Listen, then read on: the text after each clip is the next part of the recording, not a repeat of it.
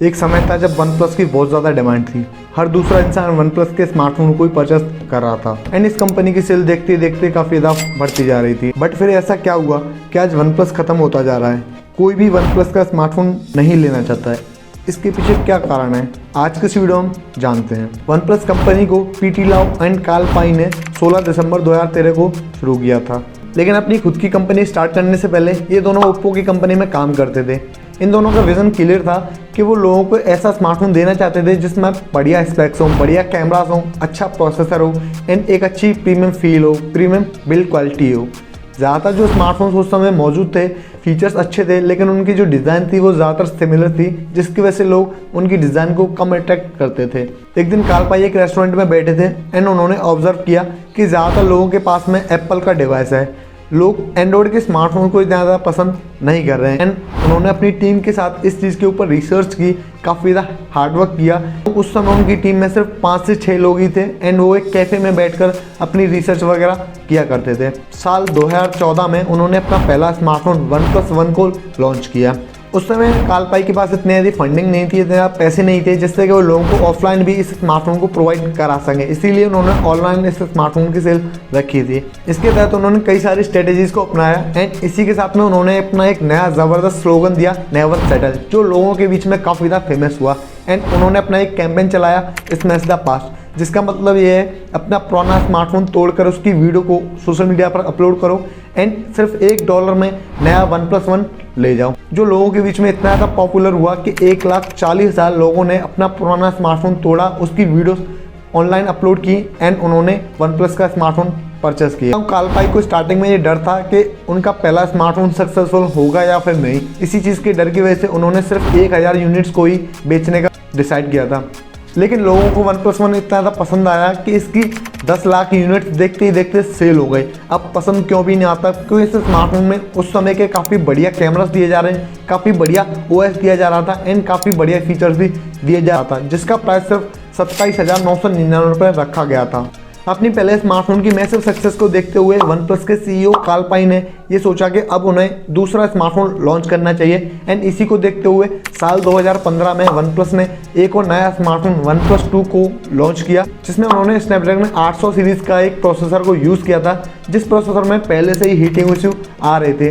लेकिन one plus की team ने ये सोचा कि वो इस इश्यू को अपने सॉफ्टवेयर की मदद से हैंडल कर सकते हैं, बट ऐसा नहीं हुआ। लोगों को ये स्मार्टफोन बिल्कुल भी पसंद नहीं आया था। इसमें लोगों को हीटिंग इशू देखने को मिल रहे थे एंड काफ़ी सारी प्रॉब्लम्स भी देखने को मिल रहे थे, यानी कि उस समय वन प्लस ने अपनी क्वालिटी के साथ में कॉम्प्रोमाइज़ किया था।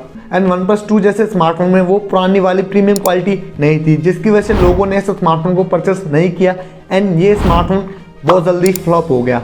उसके बाद सेम ईयर में वन प्लस ने अपना तीसरा स्मार्टफोन वन प्लस एक्स को लॉन्च किया, जिसका प्राइस सिर्फ 17,000 रुपये था, जो काफ़ी ज़्यादा सस्ता स्मार्टफोन था। अब क्योंकि इस प्राइस रेट के स्मार्टफोन पहले से ही मार्केट में अवेलेबल थे, जिसकी वजह से वन प्लस के स्मार्टफोन को काफ़ी ज़्यादा कंपटीशन फेस करना पड़ा एंड लोगों ने इस स्मार्टफोन को भी पसंद नहीं किया एंड ये भी बुरी तरह से फ्लॉप हो गया। आफ्टर दैट वन प्लस ने लोगों से फीडबैक लिया कि उन्हें क्या चीज़ें इस स्मार्टफोन में पसंद है एंड क्या उनको पसंद नहीं है। इसी को ध्यान में रखते हुए वन प्लस ने अपनी पुरानी स्ट्रेटेजीज को फॉलो किया एंड उन्होंने लोगों से प्रॉमिस किया कि वो वन प्लस के आने वाले स्मार्टफोन में वही प्रीमियम क्वालिटी वाली फील देंगे। जिसके बाद कंपनी ने 2016 में अपना अगला स्मार्टफोन वन प्लस 3 को लॉन्च किया, जिसका प्राइस सिर्फ 27,999 रुपये रखा गया था एंड इस फ़ोन में काफ़ी बढ़िया फीचर्स ऑफर किए जा रहे थे, जैसे कि इस फ़ोन में बढ़िया कैमरास दिए जा रहे थे, बढ़िया स्पेक्स दिए जा रहे थे, अच्छा ऑक्सीजन ओएस दिया जा रहा था, एक 3000 mAh की बैटरी दी जा रही थी एंड साथ ही में फास्ट चार्जिंग जैसे फीचर्स भी दिए जा रहे थे, जिसकी वजह से लोगों को ये स्मार्टफोन खूब पसंद आया एंड इंस्टेंटली ये स्मार्टफोन काफ़ी ज़्यादा सक्सेसफुल हो गया। इसके बाद उन्होंने अपना अगला स्मार्टफोन वन प्लस 3T को लॉन्च किया एंड इसमें कुछ इंप्रूवमेंट्स भी किए गए थे एंड ये स्मार्टफोन भी लोगों के बीच में काफ़ी ज़्यादा फेमस रहा एंड काफ़ी ज़्यादा पसंद भी आया। सो लोगों ने इस स्मार्टफोन को भी काफ़ी ज़्यादा परचेस किया एंड ये भी एक सक्सेसफुल स्मार्टफोन रहा। साल 2017 में वन प्लस ने सैमसंग एंड एप्पल जैसी कंपनीज को भी कम्पीट किया एंड स्मार्टफोन्स के मार्केट में वो तीसरे पोजीशन पर आ गई, जो वन प्लस जैसी कंपनीज के लिए काफ़ी ज़्यादा बड़ी बात थी। एंड देन पूरी दुनिया में कोविड आ जाता है, जिसकी वजह से लोग पैसे कम खर्च कर रहे थे, वो परचेस कम कर रहे थे एंड इसी चीज़ को देखते हुए वन प्लस ने ये सोचा कि अब उन्हें सस्ते स्मार्टफोन्स को लॉन्च करना चाहिए एंड उन्होंने अपना वन प्लस नोट को लॉन्च किया जिसका प्राइस सिर्फ 20,000 रुपये था। हालांकि ये स्मार्टफोन बिका था, काफ़ी ज़्यादा सेल हुई थी, बट लोगों का फीडबैक इसके लिए अच्छा नहीं था, जिससे कंपनी की जो वैल्यू थी वो गिरती जा रही थी एंड वन प्लस की रेपुटेशन भी ख़राब हो रही थी। और कभी जो कंपनी सैमसंग एंड आईफोन जैसी बड़ी कंपनीज को कम्पीट कर रही थी, आज वो शाओमी एंड ओप्पो जैसी कंपनीज के साथ में भी कम्पीट नहीं कर पा रही थी।